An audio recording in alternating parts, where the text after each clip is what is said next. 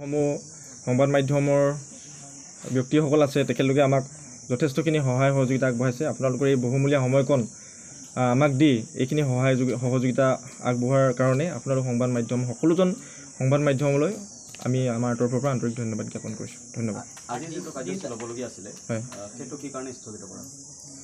ধৰি লওক আমাৰ বতৰৰ ওপৰতো প্ৰভাৱ আহিলে আৰু আমাৰ কিছুমান স্থানীয় ব্যক্তিয়ে আমাক কিছুমান ভুল আঙুলিয়াই দিছিলে। যদি আমি সেই স্থানীয় ব্যক্তিসকলৰ ভুলসমূহ আঙুলিয়াই দিয়াৰ পিছতো আমি যদি শুধৰণি নকওঁ, অনাগত সময়ত আমি হয়তো বহুত সমস্যাৰ সন্মুখীন হ'ব লাগিব। গতিকে আমি সেইখিনি ভুলখিনি আমি নিজেও চালি জাৰি চাই গতিকে আমি শুধৰণি কৰি যদি আগবাঢ়োঁ, অনাগত সময়ত আমি নিশ্চয় সফল হ'বলৈ বাধ্য হ'ম। নামনি সৱুত্ৰী নৈপৰীয়া গাঁও সুৰক্ষা সমিতিৰ আপোনালোকৰ যিখিনি আঠদফীয়া দাবী সেইখিনি দাবী ক'লে, অৰ্থাৎ সেই আঠদফীয়া দাবীৰ সূত্ৰে এটা কথা অনুমান কৰিব পাৰি যে আপোনালোকে বৃহৎ নদী বান্ধটোক আচলতে সমৰ্থন কৰিছে, এক প্ৰকাৰে সমৰ্থন কৰিছে। হয়, কি ক'ব? সমৰ্থন মানে অলৰেডি আমাৰ এই নদী বান্ধ বন্ধ কৰাৰ দাবীত বহুতো জাতীয় সংগঠন দল সংগঠনে প্ৰতিবাদ কৰিছে, কিন্তু আজিলৈকেতো বন্ধ কৰিব পৰা নাই। আৰু ইতিমধ্যে আপোনালোকেও জ্ঞাত যে এই নদী বান্ধটো প্ৰায় সম্পূৰ্ণ হৈ উঠিলে আৰু শক্তি উৎপাদন কৰিবলৈও তেখেতলোকে কাৰ্যক্ষম হৈ উঠিছে। শক্তি উৎপাদন কৰিব আৰু খুব কম দিনৰ ভিতৰতে। গতিকে আমি নৈপৰীয়াবাসী ৰাইজে আমাতকৈ বহুত ডাঙৰ বৃহৎ দল সংগঠনে যেতিয়া প্ৰতিবাদ কৰি স্তব্ধ কৰিব নোৱাৰিলে, গতিকে আমিতো কৰিব নোৱাৰোঁ। গতিকে আমিতো তেনেস্থলত আমি নিজৰ সুৰক্ষাৰ কথাই ভাবিব লাগিব। যদি আমি থাকোঁ, জীয়াইতো থাকিব লাগিব। আমি সুৰক্ষা থাকিলেহে জীয়াই থাকিম। যদি আমি শুই থাকোঁতেই প্ৰকল্পটোৱে যদি পানী এৰি দিয়ে, আমাৰ নৈপৰীয়া গাঁওসমূহৰ যদি অসমৰ মানচিত্ৰৰ পৰাই নাইকিয়া হৈ যায়, তেতিয়াহ'লেতো আমি নিজৰ সুৰক্ষাৰ ক্ষেত্ৰতে মান মাতিব লাগিব। চৰকাৰ তথা প্ৰশাসনেও বন্ধ কৰিব নোৱাৰিলে, ইমান ডাঙৰ জাতীয় দল সংগঠন আহিলে তেখেতলোকেও বন্ধ কৰিব নোৱাৰিলে। গতিকে আমি নদীবান্ধ বিৰোধী নহয়, আমি নদীবান্ধ বিৰোধিতা কৰা নাই। আমি মাত্ৰ আমাৰ সুৰক্ষাৰ স্বাৰ্থত ওলাই আহিছোঁ। আমাক সুৰক্ষিত কৰিব লাগে আৰু গ্ৰাম্য উন্নয়নৰ ক্ষেত্ৰত তেখেতলোকে কাম কৰিব লাগে, সেইটো আমাৰ দাবী সিমানে আছে। আৰু প্ৰজেক্টটোৰ পৰা পাবলগীয়া যিখিনি সা সুবিধা আছে সেইখিনি দিব লাগে। আমাৰ কৈলাশপুৰ, ধৰ্মপুৰ, পাচনি কেম্প যিসমূহত এতিয়াও আপোনালোকে জানে যে অসমৰ কোনো এখন গ্ৰাম্য অঞ্চলতে হয়তো আমাৰ আই মাতৃসকলে কাষত কল আৰু পিঠিত কেঁচুৱা লৈ পিনি 3-4টা কল একেচাতে আনিবলগীয়া হোৱা নাই।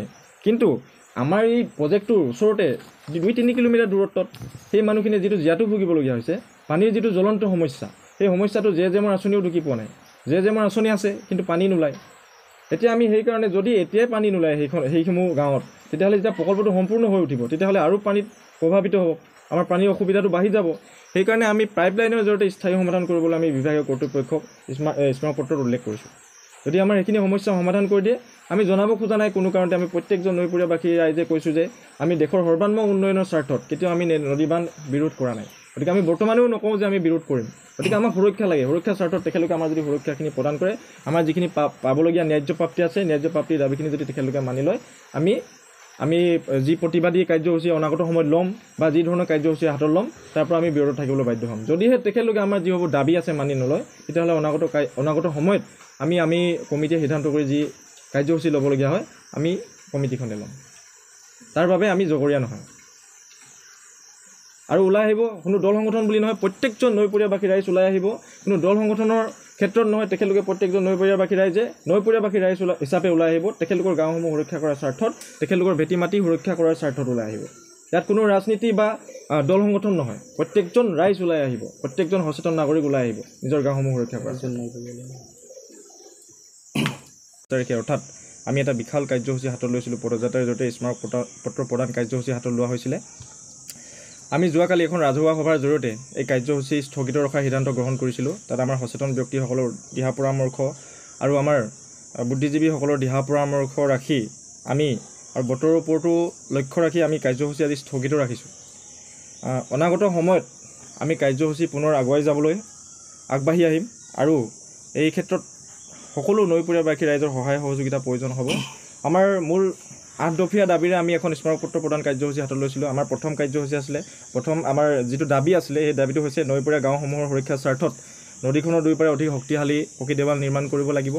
আৰু দ্বিতীয়টো আছিলে নদী বান্ধৰ সমীপৱৰ্তী গাঁওসমূহৰ উন্নয়নৰ স্বাৰ্থত গাঁওসমূহৰ ৰাস্তা ঘাট পকীকৰণৰ লগতে ষ্ট্ৰীট লাইটৰ ব্যৱস্থা গ্ৰহণ কৰিব লাগিব। আৰু 3 নম্বৰ দাবীটো আছিলে প্ৰকল্পটোৰ ওচৰতে লাগি থকা নৈপৰীয়া গাঁওসমূহৰ পানীৰ জ্বলন্ত সমস্যাটো পাইপলাইনৰ জৰিয়তে স্থায়ী সমাধান কৰিব লাগিব। আমাৰ 4 নম্বৰ দাবীটো আছিলে প্ৰকল্পটো সম্পূৰ্ণ হৈ উঠাৰ পাছত প্ৰতিটো নৈপৰীয়া পৰিয়ালকে বিনামূলীয়া বিজুলী যোগান ব্যৱস্থা গ্ৰহণ কৰিব লাগিব। 5 নম্বৰ দাবীটো আমাৰ আছিলে ভৱিষ্যতে নদী বান্ধটোৱে কৰিব পৰা ক্ষয় ক্ষতিৰ ফলত কোনো ব্যক্তি বা নৈপৰীয়া গাঁওসমূহৰ যদি ক্ষতি সাধন কৰা হয়, তাৰ সম্পূৰ্ণ দায়িত্ব NSPC বিভাগীয় কৰ্তৃপক্ষই ল'ব লাগিব।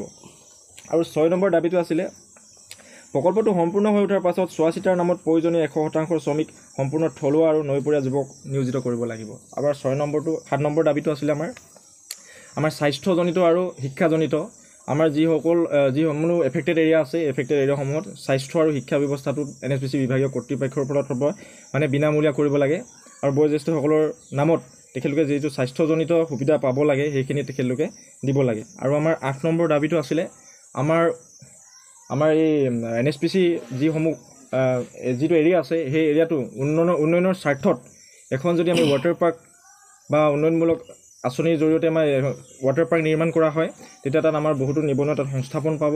তেনেকুৱা ধৰণৰ 8 দফীয়া দাবীৰে আমাৰ স্মাৰকপত্ৰ প্ৰদান কাৰ্যসূচী আছিলে আৰু সকলো নৈপৰীয়াবাসী ৰাইজ আৰু সকলো অসমৰ ৰাইজে জ্ঞাত চাগে আমাৰ আজি যিটো জ্বলন্ত সমস্যা বানপানীৰ যিটো জ্বলন্ত সমস্যা এই জ্বলন্ত সমস্যাটো আজি ৰঙা নদী পৰীয়াবাসী ৰাইজে ভুগি আছে। গতিকে আমাৰ সোণালী সোৱণশিৰিত আমাৰ সোৱণশিৰি আয়ুস ৰেখা সোৱণশিৰিখনত এটা বৃহৎ নদীবান্ধ নিৰ্মাণ কৰি জলবোমা স্বৰূপ নদীবান্ধ নিৰ্মাণ কৰি থকাৰ পাছতো নদীখন মৰুভূমিত পৰিণত কৰিব খোজাৰ পাছতো আমি দেশৰ সৰ্বাংগীন উন্নয়নৰ স্বাৰ্থত প্ৰতিজন নৈপৰীয়াবাসী ৰাইজ নিশ্চুপ হৈ আছিলোঁ। কিন্তু যেতিয়া সুৰক্ষা আমাৰ স্বাৰ্থৰ কথা আহিব সুৰক্ষা স্বাৰ্থত আমি প্ৰত্যেকজন নৈপৰীয়াবাসী ৰাইজ যদি ওলাই নাযাওঁ প্ৰায় আজি 25 বছৰে 2000 চনৰ পৰা 25 বছৰে নদীবান্ধটো সম্পূৰ্ণ হৈ উঠিল। কিন্তু নামনি অংশৰ গাঁওসমূহৰ সুৰক্ষাৰ স্বাৰ্থত বিভাগীয় কৰ্তৃপক্ষই কোনো ধৰণৰ সিদ্ধান্ত গ্ৰহণ কৰা আমাৰ পৰিলক্ষিত হোৱা নাই। তেখেতলোকে মাথো দুডালমান পাকু পাইন আৰু কেইবেগমান জিঅ' বেগ দিয়ে দায়িত্ব সামৰণি মাৰিছে। গতিকে আজি 405 মেগাৱাট শক্তিসম্পন্ন প্ৰকল্পটোৱে যদি এনেকুৱা তাণ্ডৱৰ সৃষ্টি কৰে ৰঙা নদী প্ৰকল্পটোৱে যেতিয়া তাৰ তুলনাত 2000 মেগাৱাট শক্তিসম্পন্ন প্ৰকল্পটোৱে আমাৰ এই নামনি অংশৰ গাঁওসমূহৰ সুৰক্ষাৰ স্বাৰ্থত ভাবুকিও নমাই আনিবনে? গতিকে সেইকাৰণে আমি কাৰ্যসূচী হাতত লৈছিলোঁ। কিন্তু কাৰ্যসূচীখিনি হাতত লওঁতে আমাৰ যিহেতু আমি আৱেগিক হৈ পিনি লোৱা হৈছিলে ৰঙা নদী পৰীয়াবাসী ৰাইজৰ যিখিনি জ্বলন্ত সমস্যাৰ ওপৰত আমি আৱেগিক সিদ্ধান্তখিনি খুব কম দিনৰ সময়তে ল'বলগীয়া হ'ল। গতিকে ইয়াতে আমি কিছুমান আমাৰ নৈপৰীয়াবাসী ৰাইজক অন্তৰ্ভুক্ত কৰিবলগীয়াও নহ'ল বা জনোৱাও নহ'ল। সেইকাৰণে আমি খুবেই দুখিত। আমি যোৱাকালি ৰাজহুৱা সভাৰ জৰিয়তে কিছুমান সচেতন ব্যক্তি আৰু বুদ্ধিজীৱীসকলৰ লগত যেতিয়া আলোচনা কৰিছিলোঁ যদি এই আমি কাৰ্যসূচীখিনি অনাগত সময়ত সকলো নৈপৰীয়াবাসী ৰাইজকে যদি সাঙুৰি লৈ পিনি কৰা হ'ব তেতিয়াহ'লে অধিক শক্তিশালী হ'ব বুলি তেখেতলোকে আমাক জনায় আৰু তেখেতলোকে অনুৰোধ জনায় যে আমি শক্তিশালী ৰূপে জয় হৈ আমি নামনি অংশৰ সুৰক্ষাৰ স্বাৰ্থত মাত মাতি যাতে এই সকলো নৈপৰীয়াবাসী ৰাইজক আমি সহায় সহযোগিতা লৈ সকলো নৈপৰীয়াবাসী ৰাইজক যাতে আমি সুৰক্ষিত কৰিব পাৰোঁ আৰু আমাৰ যি 8 দফীয়া দাবী আছিলে এই 8 দফীয়া দাবীখিনি আমি পাবলৈ সক্ষম হ'ম। সেইকাৰণে সক্ষম হ'বলৈ আমি অধিক শক্তিশালী আন্দোলন কৰিব লাগিব। তাৰ পৰিপ্ৰেক্ষিতত আমি লগতে এইটো জনাইছোঁ যে আমি এই পাৰৰ যিসমূহ গাঁও আছে আমাৰ সমিতিটোৰ পৰা আপোনালোকলৈ সংগ্ৰামী অভিনন্দন জ্ঞাপন কৰিলোঁ।